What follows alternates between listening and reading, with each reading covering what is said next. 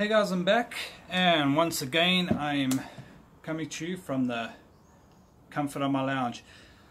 I was just getting ready to go and I thought, you know what, let's try going more towards these sort of vlogs than me actually driving. It is a little distracting. It's not too bad, but also with my new phone, I get an autofocus that as you can see there, that I cannot get rid of, and because the vibrations while driving, it decides to really just go in and out of focus. So yeah, I've just got home from work, took a shower, mainly because I had to shave my head. I didn't have time this morning, so I am nice and shiny for you guys. Been vaping on this from this morning, my RSQ with my wasp on there, but just hold on.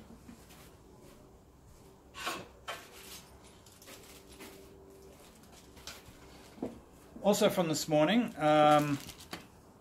which is now what I'm actually vaping on during the week. Grab some batteries. I've been trying these out. It's been 4 days of using them. Let's get this up and running. On my Vupu Drag 1, I've got these Arjoy majestic disposable tanks.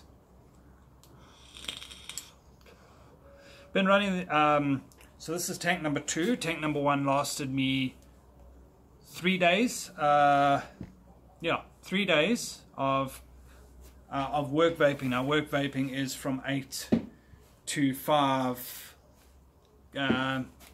plus probably another extra half an hour from the drive to work and the drive home.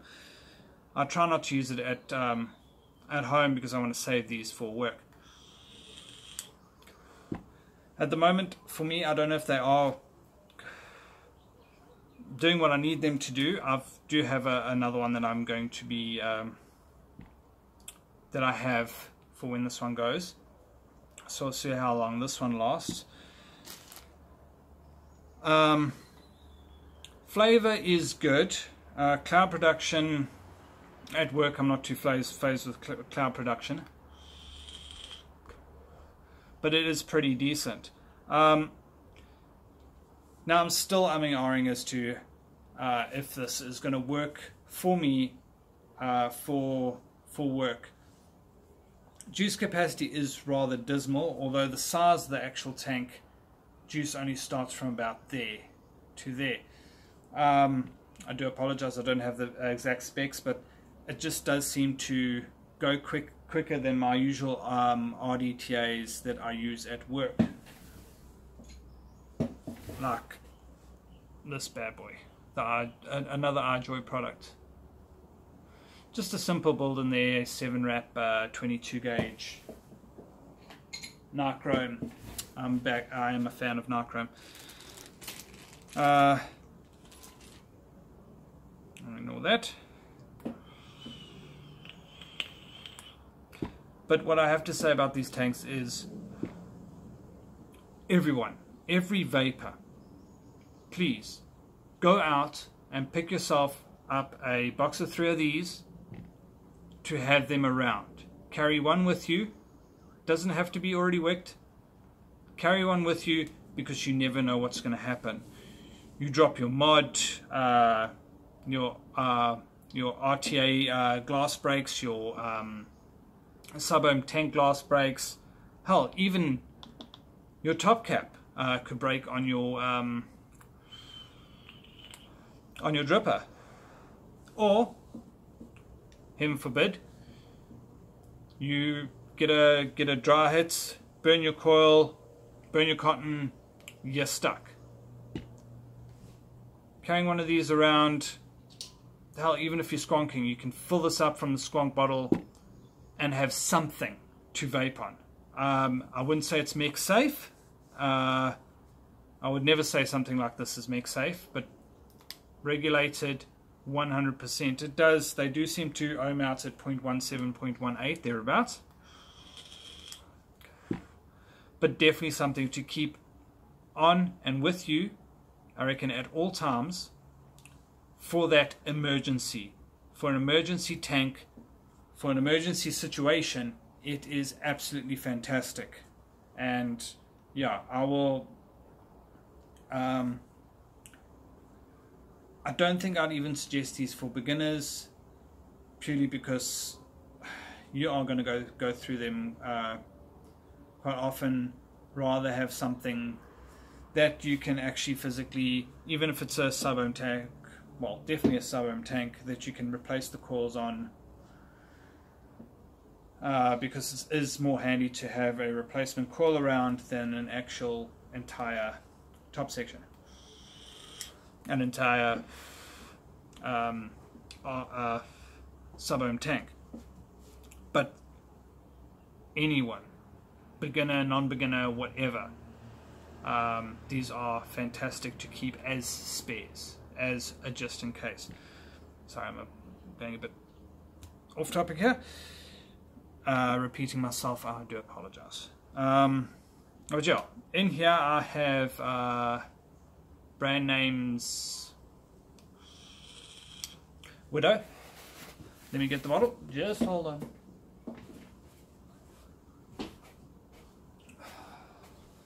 The joys of doing a home is that everything is within reach. So that's what I've got. Brand names, Widow. It's a medley of, wow, all sorts of things. Very basic, your warnings and your whatnots on the back, as per every bottle, and a funky little picture with the green top, so it stands out on the shelf. Very good advertising on that.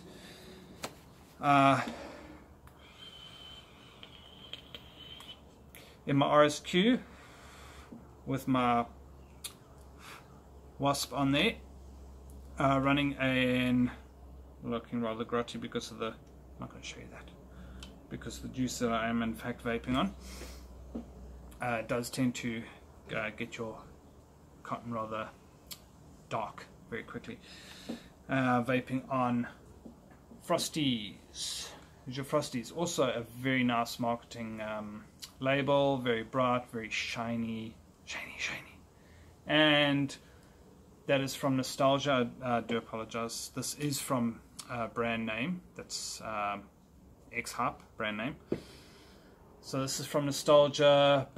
Your basic PG and all that jazz, and warnings as per what you'd expect on a bottle. Now I'm about to juice up 2 devices that I will be using for the rest of the weekend. I do usually, as you may know, carry around at least 2 to 3 devices on weekends. At work it is 1. At home I usually have at least one dripper and 1 or 2 Nixel devices lying around. And sometimes even the ones that I wake up on weekends do last me quite a bit into the week. So I always have something to vape on at any point. Otherwise, stuff gets stuff gets cleaned, and sorry, can't see it. I got a little bored with all the stuff. Clean it, let it air dry, because I'm lazy. And I always have something to at least burn off if I haven't done that already, rewick, and I'm pretty much good to go. So while I chat, I have got my Asmodus Luna here that I'm going to be juicing up. Starboard semi-regulated mechanical mod with the old school turn to unscrew battery compartment. Very excited. A while ago I did tell you that I was going to be putting a 5-core Alien into my recurve, and I have done so, I do apologize. I am undecided as to what juice to put in this thing. Tiger's Milk or To the Max. Enjoy both of these, but I'm going for To the Max. To the Max. Which is a lychee and stuffs. Very awesome label. Again, marketing is almost everything. You can see very nice tiger on there with Tiger's Milk, and again, information relevant and all your warnings and whatnot. So I've filled up my squonk bottle to about there. Don't want to overfill it. Okay, what I like to do is I give it a bit of a squeeze. You can notice the juice is coming up all the way to the ridge. Start putting the top fill on, and as I start going, I'll start releasing pressure, and I'll release it right before I do the final tighten down.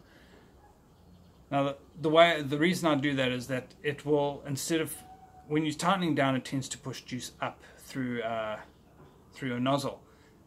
In doing this, it actually starts sucking air down, so you can actually give it a pretty decent squeeze before you can see it starting to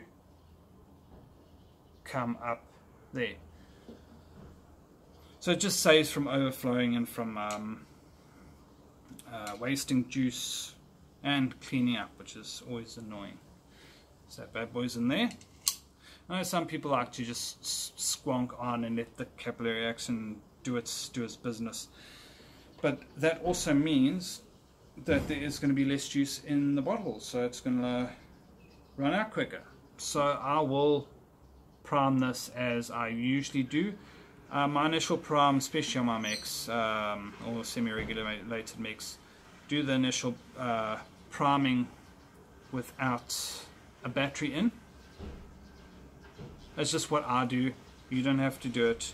It's not drastic. It's just in case, because so many devices and turning around your hand, some devices the fire button is very easy to accidentally press, and I don't want that if I know I haven't got juice, especially on and around the coil. So it's pretty juiced up. Let me grab a battery. Safety first. Battery case. And what I like to do is I like to mark all my battery cases. So every battery or every set of batteries has its own battery case. These are two VTC 4s, and that is not a 5, that's an S, which means I run these in as single batteries. My other ones, like these are VTC 4s, and the D is for dual. So I will run these in dual mechs or dual devices that I need to run VTCs in.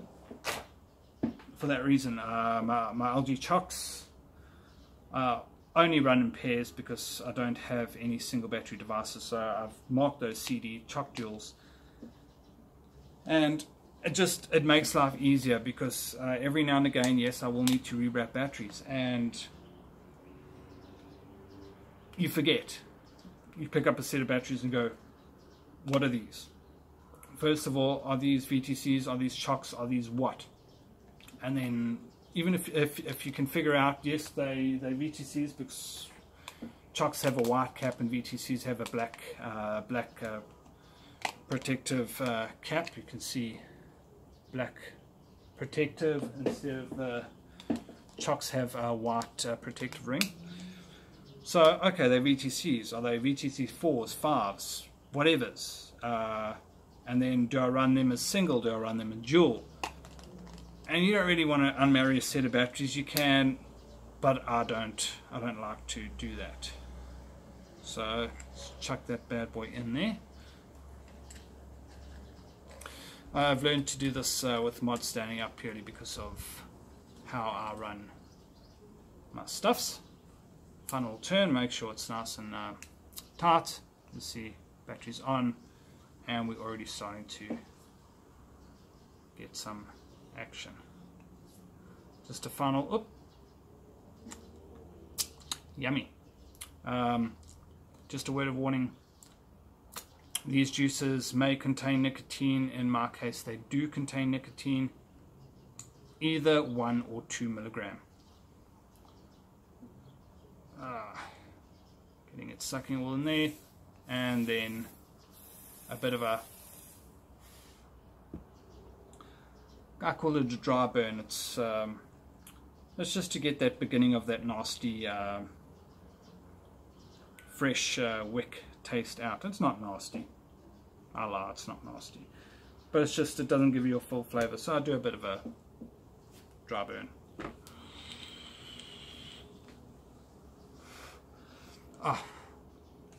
Now I'm running a 5 wrap 22 gauge nichrome in here. It is a safe mech build for me with the batteries I am using. But with mechs, just be sure. Be sure of yourself. Don't get into meching if you don't know what you are doing. If you're worried, I'm sure your local vape shop will be able to help you out. Okay, so that's that one done. Now the exciting part.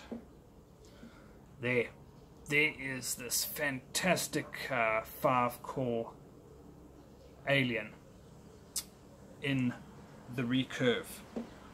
It's the first time I'm using it. I installed it last night, wicked it up last night, but I'm so excited to actually get this thing running. I'm going to fill up my bottle. I do want to, although this bottle looks awesome in the device, it is a bit dark, and I don't know if it's just my recurve, is that this does have a backlight, but it only comes on if you 1, 2, 3, 4, 5 switch the mod off, or 1, 2, 3, 4, 5 switch the mod on. So you kind of have to do the 1, 2, 3, 4, 5. I got that much juice, especially in a dark environment. 1, 2, 3, 4, 5. Okay, now I can vape again, which is a little bit annoying at times. If this was clear like this guy, you can definitely see that there is plenty of juice in there. I mean, it's completely topped up, and you definitely notice the levels start dropping. But what I'm going to put in here is original milk tart flavored vape juice. I know the whole marketing thing with the bright labels and all that I've been showing you, but it just has a discerning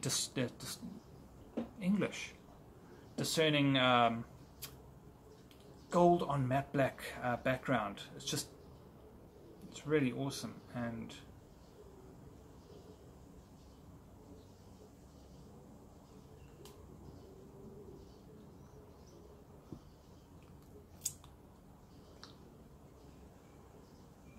sorry, it just looked awfully fluidy to me. But still smells and tastes the business. Give it a bit of a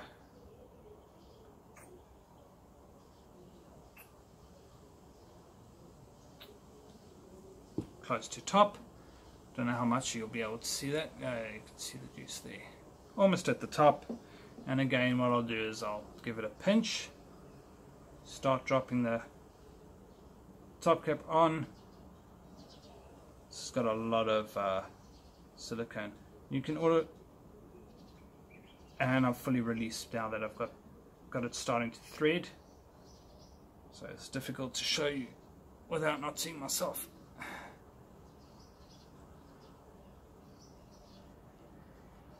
Oh, trapped. So very little spillage on this one. Sorry, I did get it wrong. I was trying to show you guys while I was busy. But yeah, managed to get that just right. You can see the droplet forming on top there with the slightest of squeeze. But again, it was like one drop that I lost. Gave it a taste, it was awesome. And onto my mod. Now, that juice isn't going to spill out inside. It's going to go straight up that pipe. It's going to find the easiest way to go. It's going to go straight up the pipe, and worst case scenario, I'm just going to have a little bit coming out of the skunk pin. That on there, holding everything in place. And now to have a vape because I needed a vape. Juice up this awesome new coil. Juice everywhere, juice everywhere, juice everywhere. I'm going.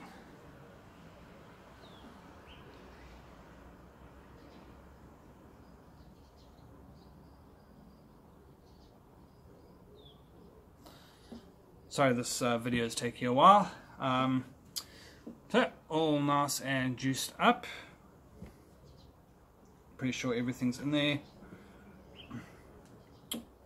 Battery I've got very few 2700s. They have their rubberized protection somewhere, but I'm going to be using these two today, so they're with me. Battery in.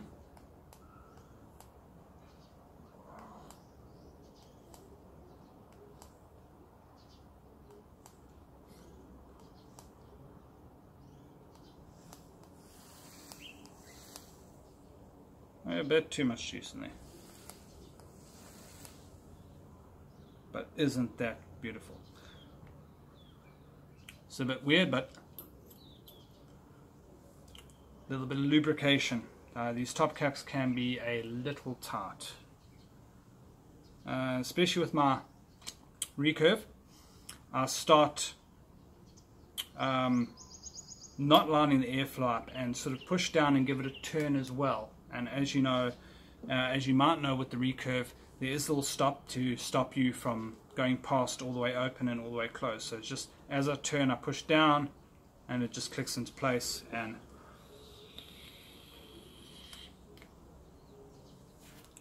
a little bit too much juice in there, but I'll soon vape through that. And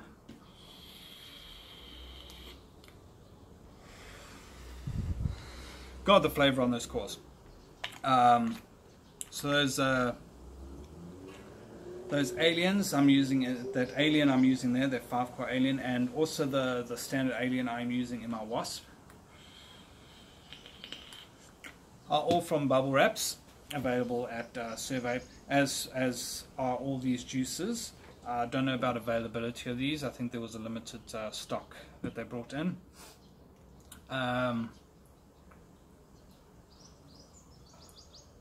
All these devices that I showed you were purchased from Vape, barring this little bad boy, the Wasp, which I picked up from Downtown Vapery.